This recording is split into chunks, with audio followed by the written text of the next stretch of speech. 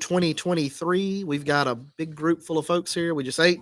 We're going to talk there's football teams in Tippah County, Ripley, Faulkner, Walnut. I'm John Myers, and here's the crew that you'll be hearing from tonight. So if you're tuning in and watching this preview show at the RCTV 19 studios, we'll be talking Tippah County sports football. Again, I'm John Myers. Here we go. Let's introduce everybody around the table.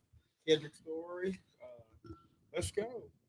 It's that time. Everybody should know Ked, the sports guy himself. And he's here sporting his Ripley Tiger hat. Yeah, so we got Ripley. We're gonna talk Ripley first. We're gonna talk Ripley first. And I'm probably what we should have had is you got a hat switch ready to go. Okay.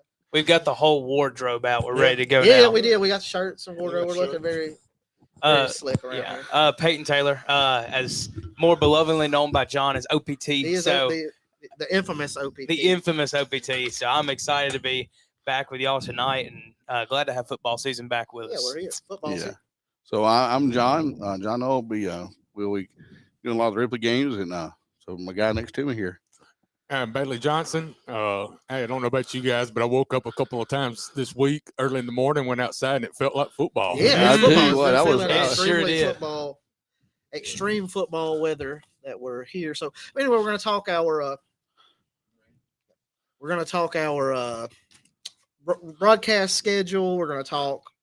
Ked has done a tremendous job of getting us some notes together. He's been at practice all week. So if you're a fan, or if you're a player, coach, you've seen Ked shaking down everybody for information this week. So anyway, we're going to let OPT down here talk about our broadcast schedule. This will be on RCTV. So we'll have this on the television. We'll have it live streaming, et cetera, et cetera. So anyway, these are the games that we will be doing this year. It's a great schedule. Yeah. We've got a very full, it's the most games that's probably ever been done in Tippah County. Yeah, it's like Bailey said, we went from the hottest day of the year on Monday to now starting on Tuesday. It feels like we're ready for kickoff. Yeah. So let's show you how we're going to get ready for kickoff. First Friday, August 25th, just not this coming Friday, obviously, but the next. Walnut hosting Ashland. We'll be there first week of that one. Then Thursday night matchup on week 2. Believe it might be the only Thursday night matchup in the state. It is the Joe Bowl at Faulkner Walnut.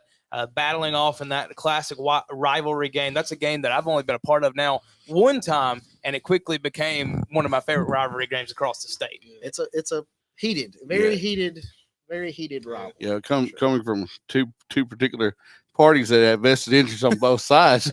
John, of course, went to Faulkner, and I went to Walnut. And we both played in Joe Bowl. Yeah, we sure did. And so that's a great game. Joe Bowl stuff. But Thursday won't be our only night that week. We'll be back the next night as Ripley hosts Kossuth. First time we'll see the Tigers in 2023. And then we're back at Ripley next week. Homecoming for the Tigers as they host Choctaw City. And I actually believe – I meant to catch that before. I believe that's actually Choctaw County with that's Choctaw County. It is Choctaw County. It's Choctaw County with the receiver.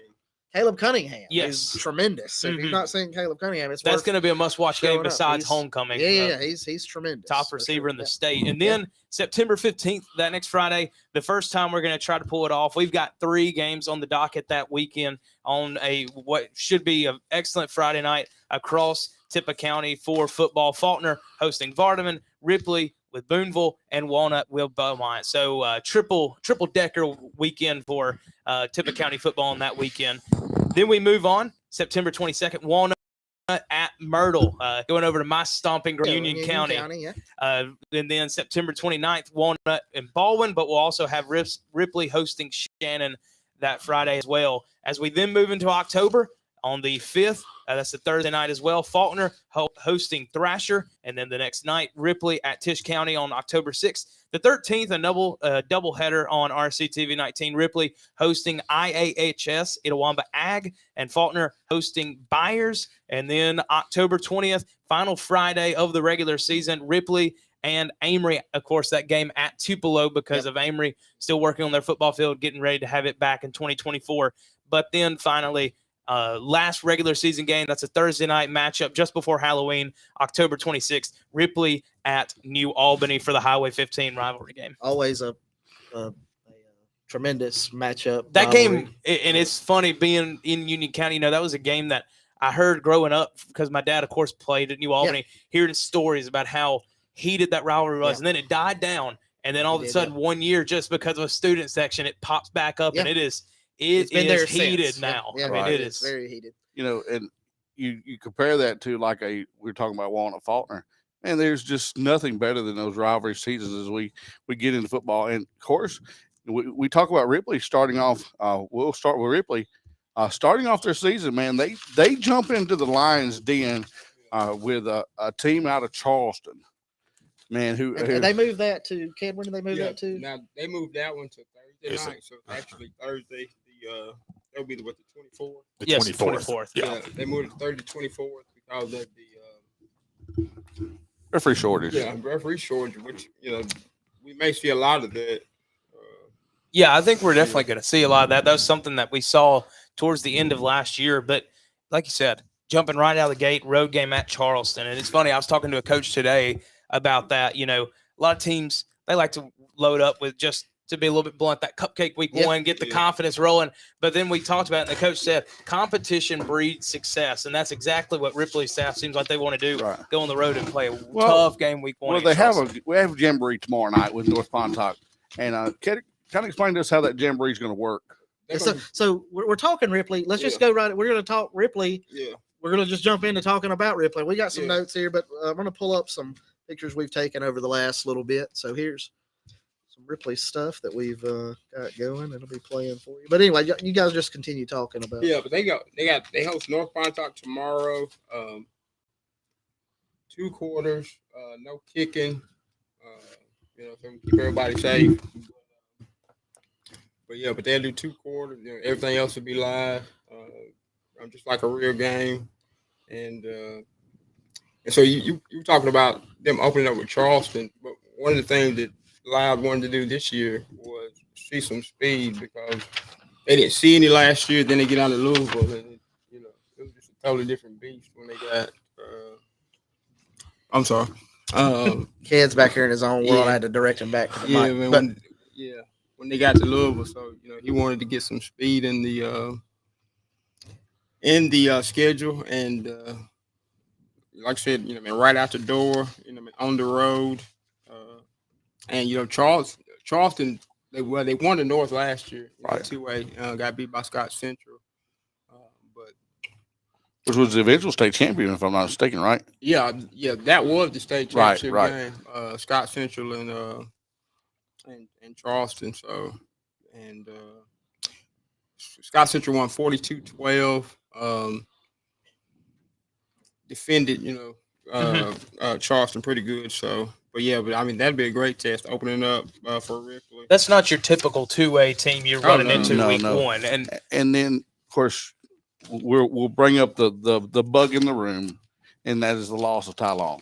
Yeah. We talked a couple weeks ago when we were just doing our little get together. How does Ripley respond to that? Kedrick's seen him in practice, and Jack Reed is the name I'm hearing that will possibly step up and take that role. How does Jack respond? How does the team respond around Jack? Does he come in and does he take command of the field? How that's going to be the starting out question for Ripley. How does that position look? Yeah, I think it obviously has to be. There's the old adage, if this obviously doesn't apply here, but if you have 2 quarterbacks, you have none. And right now, Ripley, Jack Reed, I believe from what I've heard, he has all the potential in the world to be a great asset behind center for the Tigers this year. But teams, when they game plan, they're going to say, all right, until he proves it, we're going to assume they don't have a quarterback. So you're going to need Jack Reed to come in, and you're going to need what any signal caller you're going to want as a team. You're going to want a competitor. You're going to want somebody that it doesn't matter to them the circumstances that have put them in the situation, but from there on out, they're going to define the circumstances. That's what you want out of a quarterback. So if Jack Reed can do that, luckily from watching Ripley last year, if there is a situation, an offense for a backup quarterback to come into, there's no better system than Ripley, because they're going to want to pound the ball, use it to set up play action, easy throws. And so Jack Reed, if he can ease into that, and we know that staff at Ripley is going to do such a great job of trying to ease him in, then it's going to give Ripley an opportunity to be very successful early on in the season. And I think one thing about Ripley. So just looking at some notes that Kid again put together some great notes for us. They returned 4 of their top rushers. And they returned their top 4 wide receivers from a season ago. So it's not like he's coming into a bare bone. I mean, they've got plenty of skill around him. I mean, they're loaded with returning starters as probably anybody. I mean, they got 21 seniors. They lost on defense. They lost two linebackers and a safety. Everything else is back. And that defensive line could really be salty. Oh man, you got the defensive line with Charlie Coons. Yeah, who's just a man to be reckoned with, and you know he's always seems to be in the backfield where the ball is. Don't forget John's favorite player from the Ripley roster is back, Charles Christmas. Yeah, Christmas. Yeah. I'm sure, and from what I've understand, he's actually slimmed down some. Am I right, Kid? I don't know if he slimmed down, but he got speed. Matter of fact, we got a picture of him. We got a picture of him circling through here. He's like man kneeling down. He's got like a refrigerator. I mean, I call him a big space eater. Yeah. I mean, he takes up a lot of the line, and so man, that lets people go free. But and outside of him, there may be a little undersized on their defensive line. Yeah. Outside of him, maybe they rely on just toughness and quickness and making things happen. If you talk like Cooper Davis, for example, in 4A.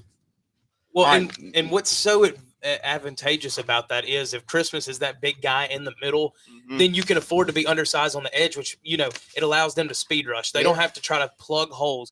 They can just speed rush, try to play against the pass, and then you've got Christmas in the middle holding up. So that defense situation could end up helping the Tigers if they can have good enough speed on the outside to play alongside Christmas size. And I think that's one thing that actually helped them last year, being a little shorter than big offensive linemen. They can get up under them, right? And I thought they wreaked havoc all last year, just because of that. Well, I could kind of speak from an offensive lineman perspective because that's what I played. Yeah. You get a young guy, you get someone that's not as fast, and you get a guy that's faster than you are. Good luck. I mean, because you're reaching, and that's where you get those holding penalties and things like that. Yeah. And so that could be very advantageous for Ripley.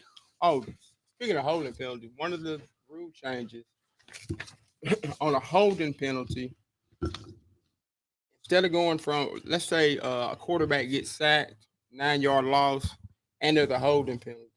Well, the refs will now, instead of going back 9, starting where he was sacked, they're going back to the line of scrimmage, and they're going to mark it off from there. So wow, that's a little bit of a change there. Yeah. Oh, that's a huge change. That's something that Lyles was talking about. I just asked him, what was some of the most interesting changes. But, and you really have to think about, like, do you want to take the penalty or do you want to take, the 9-yard loss? Like, if you get a sack, Yeah, I think that's a really good point to bring up in terms of rule change. And you look really at the Ripley roster, and to me, like we talked about, this was a team that last year, I remember me and John in the booth, when we talked, and they were 8-0 heading into Houston, we were saying, well, Tigers are set up to make a run here, but even if they don't, they're still young. You see junior, sophomore, senior, junior. Well, this year, it's kind of flipping that page. We talked about that last year and this year is kind of that time. If Ripley is really going to make that run, this is where it sets up for you in terms of your roster. You look at it, senior, sophomore, junior, senior, junior, sophomore. Right. And, and then fortunately, with the division change this year, we catch those teams like Houston and Louisville in the playoffs, not sure when we would compete, but still, again, we catch very good teams this year if we're Ripley. You're looking at teams like Amory, who also is a perennial powerhouse, Etowamba HS, who is always a good team. Amory and all right, in the max 20 in the max preps top 25. Etowamba is number 25, and also in there, Etowamba, Amory, they're all in the top 15. Louisville's in there, like, 4A, and then Louisville ranked, 11th. So yeah, man, Ripley's got a pretty good. They got a pretty tough schedule. Well, like Peyton had mentioned, with Ty Long, it's hard to replace 2,500 yards. Yeah. But what Ripley has going for him is Ty can ball, but it's the leadership. It's the people that gravitate towards him. We got a lot of seniors on that team that's bringing that experience back. A lot of times you look at that quarterback as that leader. There's, like you said, senior. There's a lot of guys that you can rally around that has the experience that maybe losing Ty is not that big of a deal when it comes to the leadership. That's a a very good point, Bailey, because you look at it, and when an injury like that happens, I've heard it all my life from different coaches. You're going to hear one of two. You're going to say, this team's either going to say, all right, well, man, we had a good shot, but it just didn't work, or we say, all right, that sucks. Next man up. Let's go. Let's run it. And I think Ripley, and you can tell the intensity, the competitive spirit around that program. It's next man up. That's what that staff expects out of them, and that's what I think the Ripley Tigers expect out of themselves. Well, I go back to like my senior year. We had great potential, but we had like 12 seniors, and all of us were hurt at one point in time.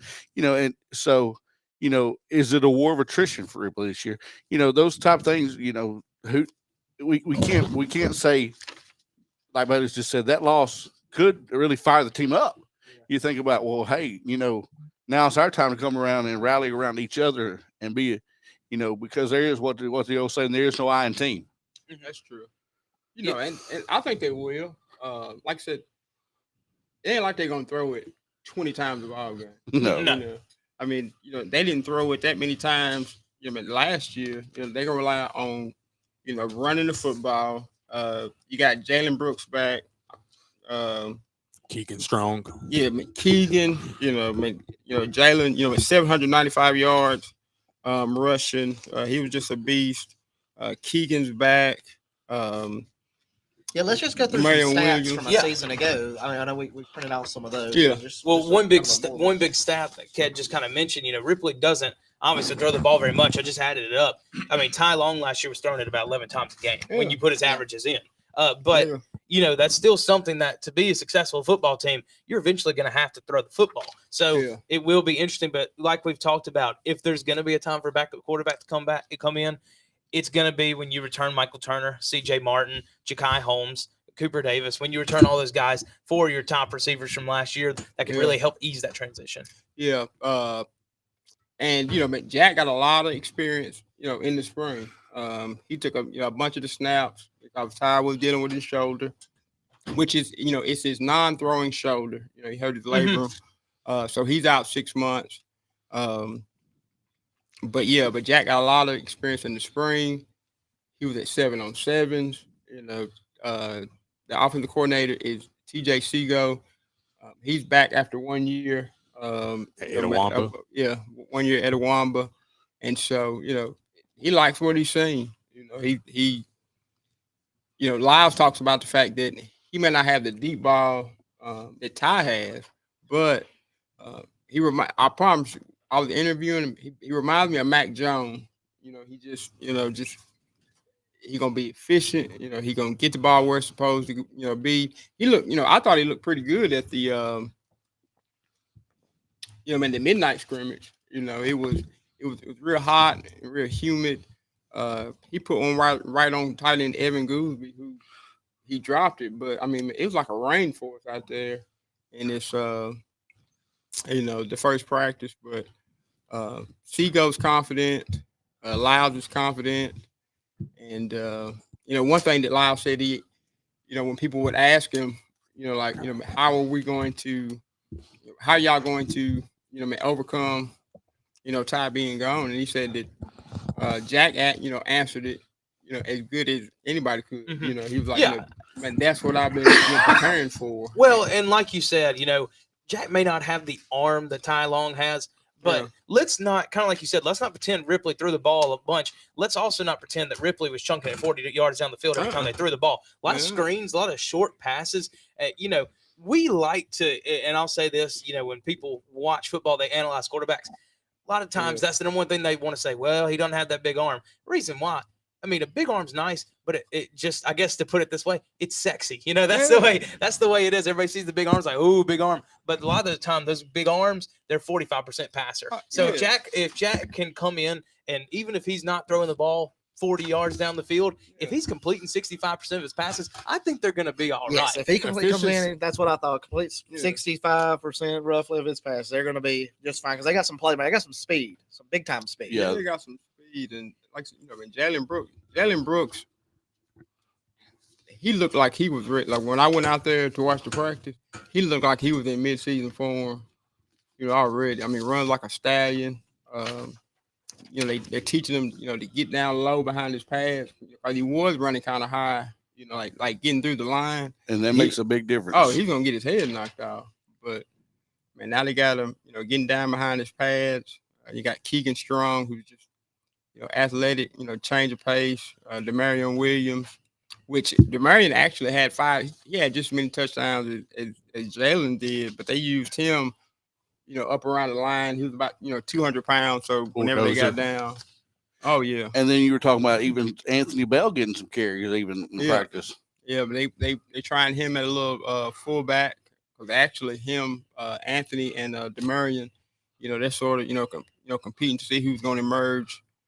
And my gosh, I've seen how good he is on defense. I can't imagine to see that man run the ball at you. I mean, but they got options. Like I said, man, they got 21 seniors, and and that too. Like they relied on the defense, and then when you got probably the best offensive weapon in maybe the state in Freddie Lopez, which I mean he's got a huge leg. Coach Josh Davis found him.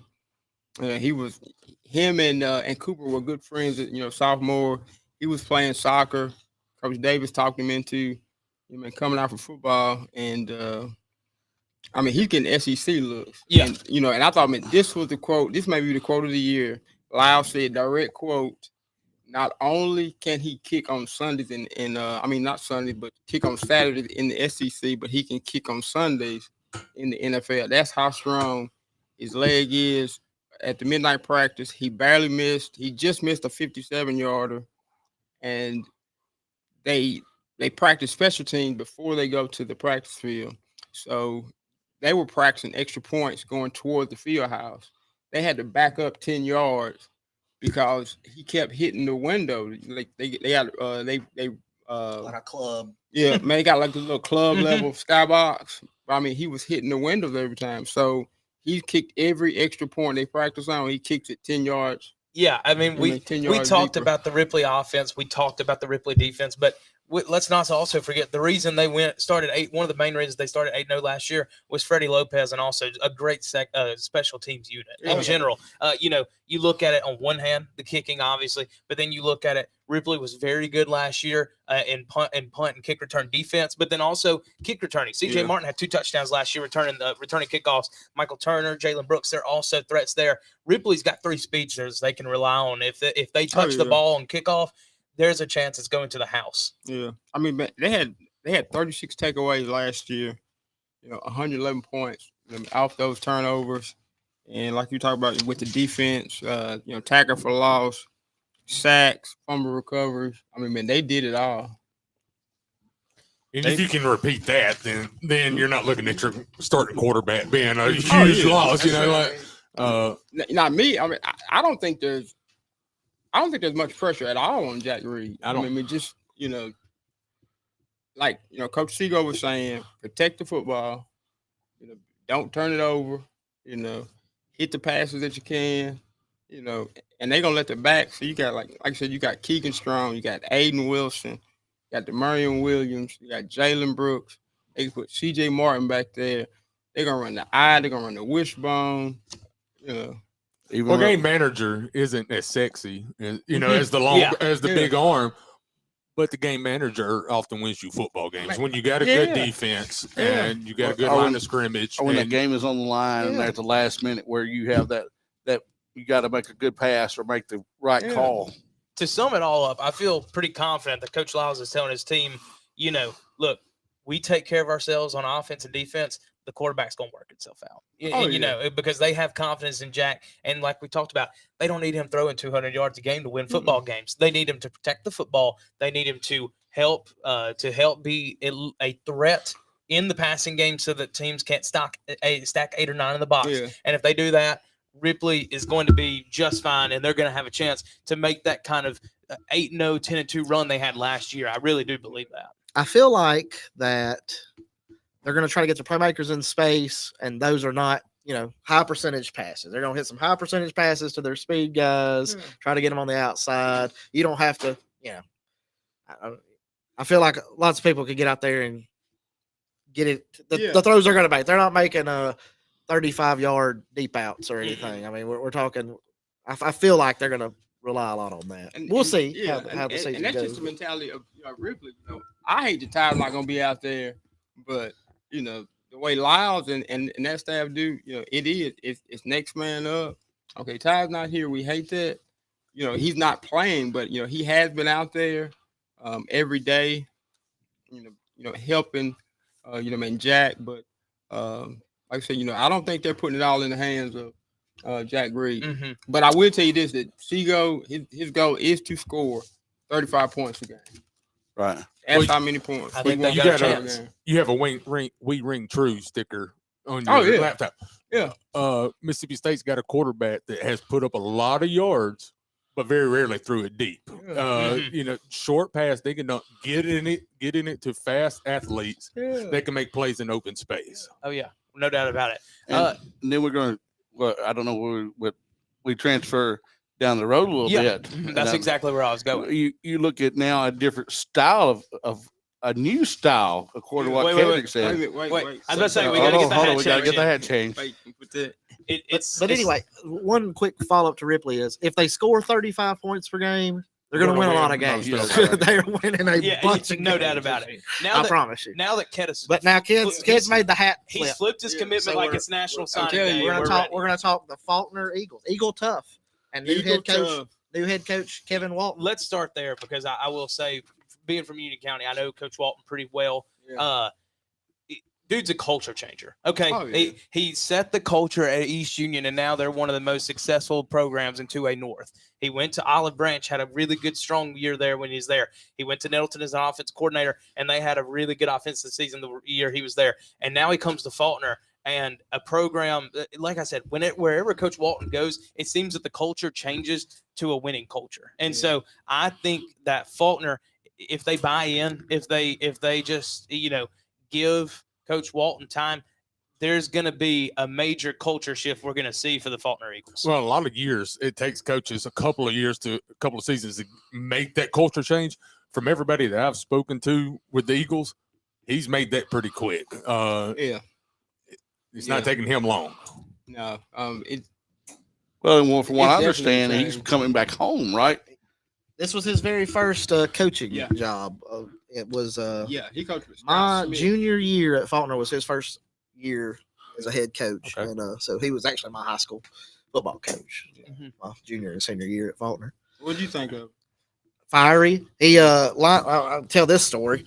I don't know if it'd get him in trouble now 20 something years later, but he would line up in practice and just put on a pad and helmets. And he was like 25 years old at that time and just wear some heads out. He's from Moorville, which like Moorville's a very sports centric Right. school. And so he'd show up and be like, blah, blah, Well, you hear that stuff now, and when you hear the stuff now, everybody's like, what in the world they do? Players love that stuff. Oh. I mean, players love that stuff, and that's what I've heard. Everything I've heard from Coach Walton, being around him too, talking to him, you can tell he's a player's coach. He's grown a whole lot, obviously, since then. He was 25 years, whatever he was, That his first gig. 24 years ago? It was so 2000, yeah. Well, and then and then you talk about that culture. That is something that's needed to be done at Faulkner for a long time. Yeah, definitely. I remember back when Faulkner was the cream of Tippah County. You had those great teams that come through, and then for a few years there, they really fell off the radar. And now with Coach Walton come back and a plethora of great players that Faulkner's going to have this year, man. Oh yeah. And we talked about it a little bit about Ripley with that trial by combat. I think you Trial kind by of see fire. that. Yeah, Yeah. you trial by fire. You see that with Faulkner's schedule early on too. They go to Potts Camp. Potts Camp was a solid team in 2A last year. We saw them Walnut face off on the line for playoff spot late in the season. Then they have the aforementioned Walnut and the Joe Bowl, like we talked about. We'll be there. Always a great game, always a heated rivalry game. Then they go to Alcorn Central, a 3A squad. They're going to get tested there. Vardaman's usually always a very scrappy team. They usually, they're going to fight you for tooth and nail for 4 quarters. So, I mean, in the early going, Coach Walton's going to test this team, and it really looks like from the schedule, we're going to find out how tough the Faulkner Eagles are through about the first 4 or 5 weeks of the season. Yeah. And, Potts Camp, they lost to Potts Camp. That was 28-22, and Faulkner they basically gave that one away. I mean, they had 3 awful turnovers. They beat Walnut. For the first time in a few years since they beat Walnut last year. And they return a lot. No. I'm sorry. They beat Central. We were talking Walnut Potts Camp. We were 136. talking Potts Camp beat Walnut. I think we got off there a little bit. But I mean, Central, they go in and beat Central, which they had to come back to beat them. Vardaman, then what was it, Rothfield Christian Academy? Mm-hmm. Strayhorn, then Thrasher, Byers, Myrtle, and Ashland. And also, there are only 4 new divisions. Only 4 teams, 1A in each division. There are only 4 teams in 1A and 2A, and they get 2 of the last 3 division games at home against Byers and Ashland. They go to Myrtle. That Ashland game last year, Faulkner was up 22 Oh, to my nothing. God. Well, You were there calling that game, were you? No, I was here. You were here. Yeah, we were here. That's I you was were over there. there, and You were then the one giving us updates. Well, Yeah. and Kid thought it was when he got here. I He thought it was was over. he was shocked when we told him the final score. But so now this year, Faulkner gets Ashland at Faulkner, And that that's game, one they're going to look to get that back. game very well could determine the district champion. Mhm. Right. Final game of the season, and the how they had a belt. I don't know if they still have it. It was the Highway 370 game. 370 connects Ashland and Faulkner. They had a belt for it. I don't know if the belt's still in circulation. I need to find out. I'm gonna tell Walton if they're not, they need the belt. Bring the belt back. Bring back the belt. Yeah. But let's talk about some of the players to watch for Faulkner this year, and that'll start with your quarterback Gavin Woolley. Yeah. I believe is. Yeah. And from what I understand, the young man has made much improvements over the offseason, going to a lot of camps. Looks better on the field from what Ked has told us. Oh, he does. I mean, it looks like he got some confidence.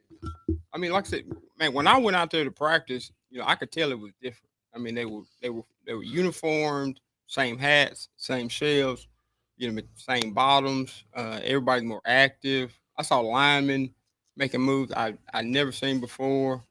I saw Gavin make throws that I'd never seen him make, before. Just with confidence. You got Chris Nunley, Kane Floyd. Those were some of the impact players. We got some of the pictures showing, but Kane Floyd, he's like a Swiss Army knife. You can play him at fullback. Kind of reminds you of Taysom Hill. You can play him at fullback, tight end. He could probably put him down at an offensive lineman if he needed to. He could also play quarterback. Like I said, you got Gavin. They got a kid that came in from Walnut. Satirius Bogan. That's his last name. In which he can Chadarius Bogan. Have him split out. He can play tight end. That's him. That's the show. They just showed, but can play tight end. Just big and just looks like a football player. And then you were telling us about a transfer student they had come in. Oh yeah, but they got a transfer kid that came in from Michigan. Skinner, Isaiah Skinner, number 18. You will know exactly who he is when you see him, because when I first laid eyes on him, my first question was like, okay, who is that? Because I've never seen him before. But just long, looks athletic, just a sophomore. But I like I like the culture change. They want to go up tempo. They want to keep the ball moving. Just like with anything, they want to get the ball in space, and let the playmakers make the plays. He doesn't know how quick they can pick up the offense, but he's very confident that if they do pick up the offense, it could be a good year for Faulkner. Well, when you say that word, confidence, I think that's really what this Faulkner team needs this year more than anything. Right. We talked about it last year. You know, they had a ton of heartbreakers at near the end of the season last year, and confidence is 90% of the battle when it comes to sports. It's a mind game. So if Faulkner can find a way to win a couple early, get some confidence behind them before they head into division, like we talked about, this division is wide open. Byers, Myrtle, Ashland, like we talked about, Faulkner nearly had Ashland on the ropes, had a beat last year. Myrtle, they've got a first-year head coach over at Myrtle, Luke Conley. I know Luke well. I think a lot of Luke. He's going to have Myrtle ready to play, but that is a game that Faulkner, they will have all the talent in the world to win that one. And then, of course, Byers, who I think Faulkner can be able to compete with as well. So this, like John kind of said, you could get to that last week, and we could go from a Faulkner team that struggled towards the end last year to, go in, if 1 year later competing for a division title. Yeah. I agree. And, and I think talking about picking up the offense, that's something if Coach Walton comes out, keeps it pretty simple, but doesn't keep it too simple, but gives, like we talked about, gives Willie chances to throw the ball, make good plays, make good smart throws, get him used to the offense, get him used to the system, get those receivers involved, get the running backs involved. And from what I understand, they're going to run some of the RPOs this year and getting him used to running those RPOs, because, that's a little different if you're not used to running those RPO plays. It is for sure. It's a system that, if you watch, just to take it to college, you watch Ole Miss football, they run a ton of RPO. There's a little bit of a learning curve behind it, but if you can get to it, it changes the way your offense runs. And that's something you don't see. You've still seen a few high schools around here not adapt to the RPO. So if Faulkner can really get ahead of that curve, you could see some special things out of that Faulkner offense this year. And I know Coach Walton spoke very highly of Miles Mitchell over the summer as far as a playmaker. And I saw a couple of videos they posted from some 7-on-7s. I saw Miles make some really nice catches. Yeah, and he's an athlete. We saw in basketball. Yeah, he's tall, a good lengthy. athlete. Yeah, long arms. Yeah, good athlete. And actually, Miles is going to be doing more on the offensive side of the ball, because they got Guerrero Rudis. He came out his first year. Got him at safety. He'll come out. He doesn't mind. Hitting somebody. Coach really likes him, and so that's going to give Miles a chance to be on the offensive side of the ball. Also, you got JoJo Swinford, who always played good the last couple of years, and he's a lot stronger than what people think. He's a powerlifting champion. A lot of people look at him and think he's small and not strong until you try to tackle him. He's got balance, and so I really like.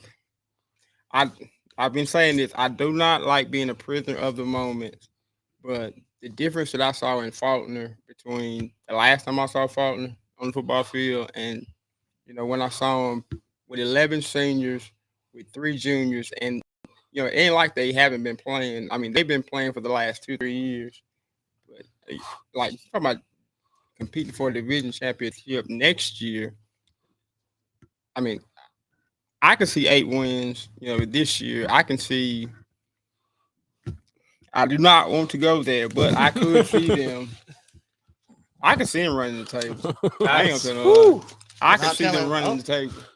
You heard it here. Well, they have a chance to run the table. I don't want to go there. Proceeds to go there. Yeah, he didn't want to go there, but he just went. Then he jumped off the cliff just all the way. Well, Faulkner's won 5 games in the last 3 years. Pretty safe to say that they over those numbers. 5 wins. Definitely over those numbers. And then that's just last year, just the games that they just left on the table. With Potts Camp, Ashland, One thing I think that's interesting to watch about this division, just kind of talk about the division as a whole while we're talking about, division standings and stuff like that. Like we talked about, there's only 4 teams in the division. So mean, if you want to get technical, Faulkner's clinched the playoff berth at this point. oh, But yeah.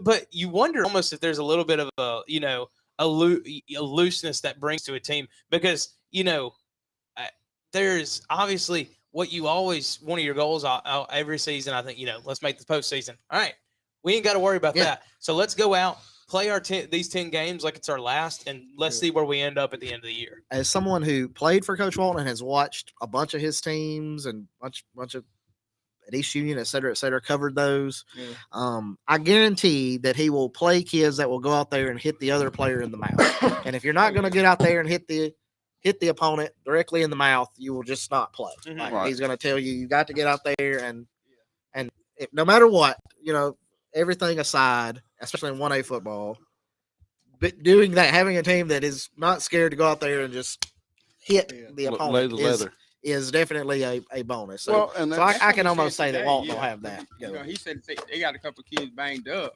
because he's trying to teach them how to be physical. And you talk about being loose or being knowing that you got a playoff position.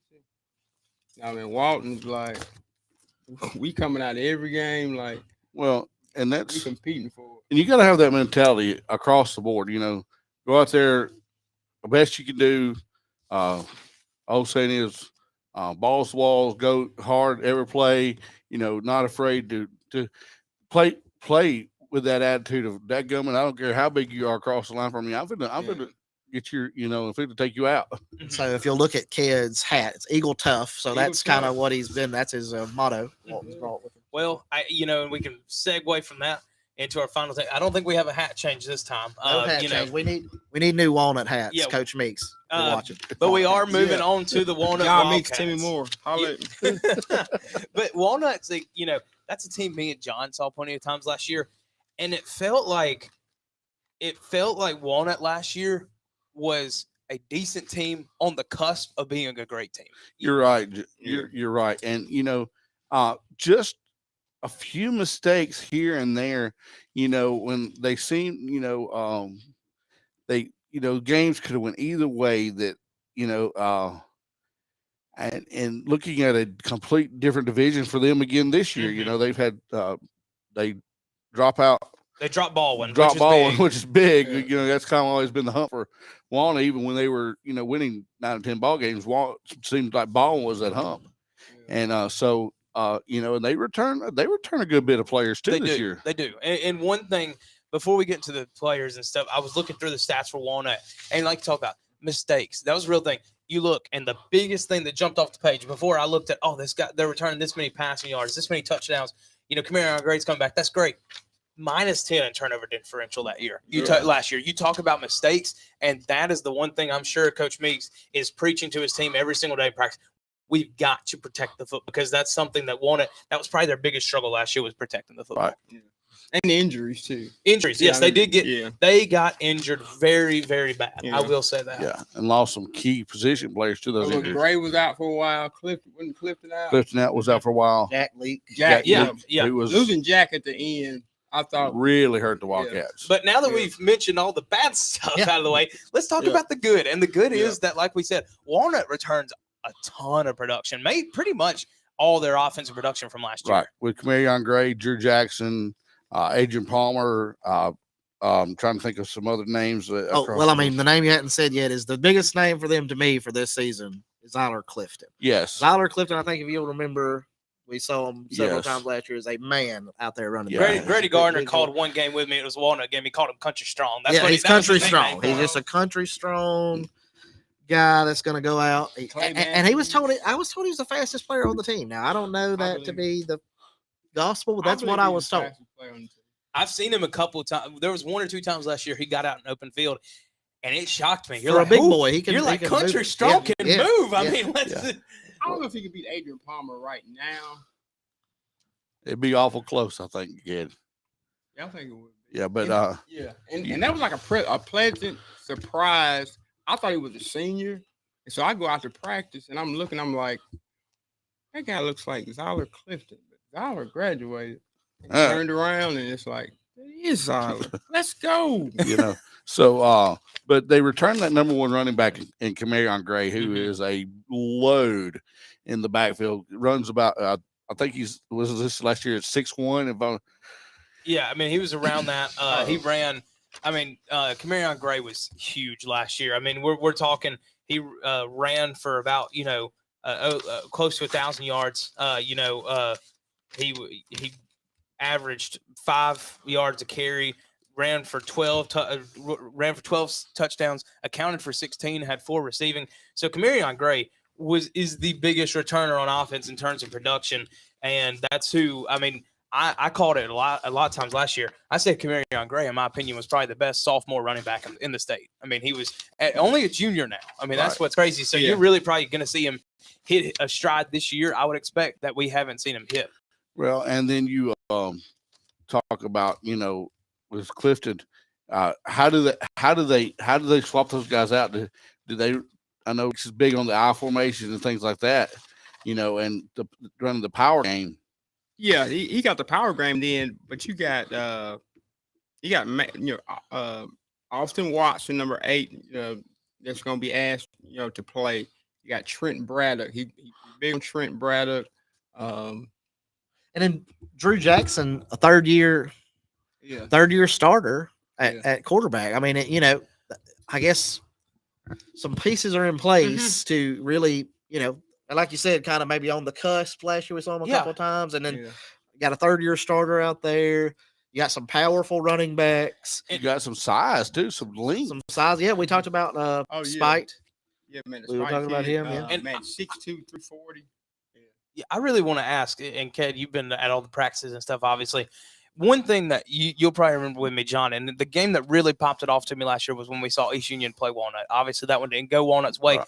But that was a game where they struggled offensively. But then in the second half, we saw them. If you remember, they went 5 wide, and they incorporated a little bit of motion, and it seemed to open up that offense. We know Coach Meeks is still going to want to run the power game, which you need to, and especially if you establish dominance in the run game, it helps you in every other facet of offense. But, Ken, have you seen them mixing any more of that motion offense in, talking to Coach Meeks, what they might plan to do with that? Well, man, with Meeks, with him being he's actually going more over to the in defense. Actually, Corey Bennett's going to be running the offense.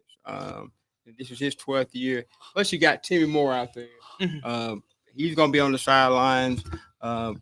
He's back this year. But, they've been mixing it up, like I said, with Will Banks, with Gray, what's the quarterback? Okay, Adrian. Yeah, man, Adrian's gonna get in there, and switch it in and out with with Jack at times, and Meeks really likes him on the defensive side of the ball too. He's gonna get a lot of playing time. I'm on defense. But man, they got 9 seniors back. But Jack was throwing the ball. I mean, Drew was throwing the ball, a lot. When I saw him. So, but I like Walnut. I think they can make the play out well. That's another one. 2A, only 4 teams. So they're definitely in the playoffs. And I think, and Meeks talked about it. It's just about getting better. Every week. So you can get that home game. Because that's the big thing now about getting, the number 1 seed, so you can, get that home game, so you can, get yourself in position, to make a deep playoff run. Well, and you look at Walnut's schedule in those playoff games. You don't know much about this division as you used to know. Hamilton used normally a pretty good football team. Strayhorn, they're hit and miss. Yeah. Of course, East Union should be no if it's Walnut, but should probably be the cream of the crop in that division. You agreed? Yeah. Now Strayhorn, they were ranked in the top 20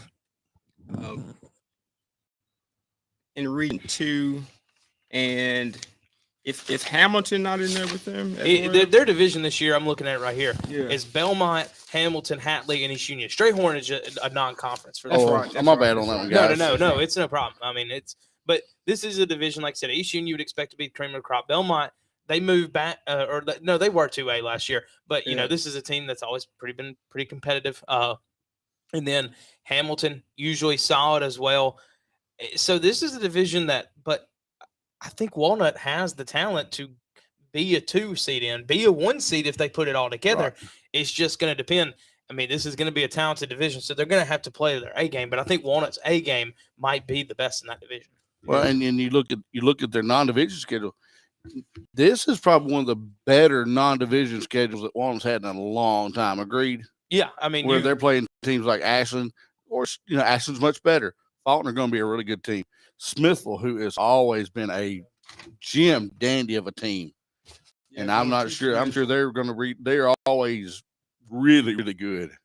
Alwyn, they do still catch them non-conference. Yeah, but it's non-conference. Yeah, so I mean, this is a schedule that we've kind of seen that out of all the county, and it kind of goes with what I grew up hearing about Tippah County from my dad. Tippah County's physical. They play physical in every sport they play, and this is a team. All 3 teams, I think you can look at their non-division schedule and say they're wanting to find out how physical they are. They're wanting to see if they can compete physically with every other team, not in terms of who are they more athletic than us, but I heard somebody say it earlier. A lot of times, high school athletics, it just straight up comes down to I'm meaner than you, and see if if their teams are ready to compete mentally and physically with these teams. Well, it was always taught me who wants it more. Who it didn't matter who lined across you, because I mean, it didn't matter your size, what it was what was in your heart and how bad you wanted it. Yeah, that's a football truism, I guess, for about any level. I will say, so just to get back to actual on the field play there for Walnut, we talked about their big backs, and in 2A football, most 2A schools and 1A, 2A schools are playing a lot of kids both ways. So their 2 backs, which are Zyler, Clifton, Camarion, and Gray, are also their defensive ends coming off the edge for them. And then an edge rusher for them who put in a ton of work in the weight room, I know, this summer, and I've seen play on and off. Tyler Rowell will be kind of an edge rusher. Maybe we'll come off the edge from a linebacker kind of pushing, but more of an edge rusher for them. But like I said, Clifton and Camarion Gray as defensive ends. So running backs, defensive end. If your 2 defensive ends are also your running backs, typically those are some big tough guys. I mean, and that's what they're gonna. It shows kind of what your running backs are. If they're playing DN, they're physical. I mean, they are strong. They're physical, but they got a little bit of quickness to them, which is the prototypical running back, what you would want. And so it's also that's going to be something to watch too. We talked about how we rotate those guys in. Those are Ironmans, all right. That's something that we're seeing die out a little bit in high school athletics. But there's still those few Ironmans that you'll see on each squad that are playing both sides of the ball. So that's the benefit of having Clifton and Gray. It doesn't have to be, oh man, how do we get this guy the touches he wants and the touches he wants and the touches he needs? It's all right. Well, perfect. They're both going to play defense. One of them's going to come off a possession gas because they ran it to their side 3 times. So let's run, they ran it to the Gray side 3 times. All right, let's let Clifton have this series. And, and we can sub in Gray if we need. So that can be a benefit that Walnut can work out where you can have both those guys playing strongly defensive end, but because both of them are so good running the football, you have that ability to rotate them out and not feel like you see a decline in performance. And we'll see them on RCTV week 19, week 1. Right. Walnut's our opening game of the season. So we'll see them next Friday night. And then, I tell you what, I'm really looking forward to being and to seeing my old ball coach back on the sideline. Old Coach Timmy Moore back on the sideline for the Wildcats. He comes out of retirement. Coach Moore's actually the winningest. I believe he's the winningest high school football coach in Tippah County history. But being more of an assistant role this year as instead of a lead role. But that'll be neat to see him back on the sidelines. So we're excited about that, and just excited to get football underway, guys. I don't know about you, but I'm ready to hear some pads popping. Yep. That was something funny about they're talking about Timmy Moore, but I was out asking Coach Meeks about it, and it was odd because they had a moment where somebody needed to go to the store and get something, and so years earlier, if Meeks, if Moore's the head coach, like Meeks the assistant, you're going to get it. But this time around, Meeks sent Moore, to the store, and he just talked about how it just, all come around. Yeah. So I got something that's just popped in my head, So I'm kind of putting all y'all on the spot as we're kind of getting close to winding it down. We talked to all of our teams. What's one bold prediction each of y'all have got about Tippah County? I mean, it can be any of the three teams, it can be all three, but what's one bold prediction? We'll start here. And we'll work go down ahead. this Go way. ahead. I got a bold one. Reed throws for more yards this year than Ty Long threw for You last stole year. mine, John. You stole mine. Damn, Dang. like All right, mine. let me look Now over. you got to and look at figure it out again. another But one. I think Reed really steps up. Has some weapons. Write it down. He's going to throw for more yards than Ty Long. And Ty Long, tremendous athlete. He was our Tippah County Sports Athlete of the Year last year. One of the all-time great. He's committed to Southern Miss to play baseball. In case you listening out there didn't know, just an all-time great Tippah County athlete. We hate that he's injured. Hate to see that, obviously. But I think Reed has the ability this year and the weapons to throw for more yards than they put up last year. That's my bold prediction. Kid, what you got? What you got, Kid? I think he kind of dropped one on us earlier. But That's a bold prediction. I with Ripley. I think. Well, hold on. Let's just say that Kid has already made his bold prediction that Faulkner could run the table. I just want Yeah, that I think out for that's- everyone. Listen, put it on the board. I'm telling you, I just want to get it out there. I kind of hate that I did it because you don't want to be first, you want to be right. I do believe that though. You know what I mean? I'm not just blowing smoke. Also, I think if Jalen Brooks, if Ripley plays well and wins, makes a run, Jalen Brooks can be the player of the year. oh wow, that's talented enough. Yeah, I mean, he is going to be a stud. If he grows to be anywhere near the height of his dad, Jimmy Brooks, he's going to be. And that's much of a man if you've never read Jimmy. Y'all can tell me if you don't think this is a bold prediction, but I think by everybody else standards is a bold prediction because of how difficult the division is with Shannon, IAHS, one of the top teams last year in 4A. Amory was a near state champion last year, and then New Albany's always tough. I mean, this may be hot smoke, but they didn't do it last year, so I'm going to say that I think Ripley wins their division, even with Jack Reed, having a backup quarterback. I think Ripley wins the division. I like that. I think that's kind of bold. I think if you ask anybody outside Tippah County, that definitely bold. is bold outside of Tippah County. But They were right there. I mean, in a tough division there, last year, they do not spot Houston a two-score lead early in the first quarter, and that's a game that Ripley they outplayed Houston last 3 quarters of the ball game. Well, I'm gonna go away from the Ripley Tigers, and I'm gonna go with my home team. I think Walnut could very well win the division this year. I think that would be a very bold prediction for Walnut. I need to look and see when the last time Walnut won there. It's been a many years that Walnut. So that's bold in that aspect. Right. Like I'm not They sure very when well the last could time they make and if not finish a very close second. Yep. Mine's not near as bold as Ked's, but I'll I don't know if anybody's as bold as Cats, but I'll stay on the line and I'll involve 2 Tippah County teams. all right, hit me with it. Faulkner hasn't won the Joe Bowl 5 years. Yeah. I need to pull that up. But that sounds 5 years, right. I believe.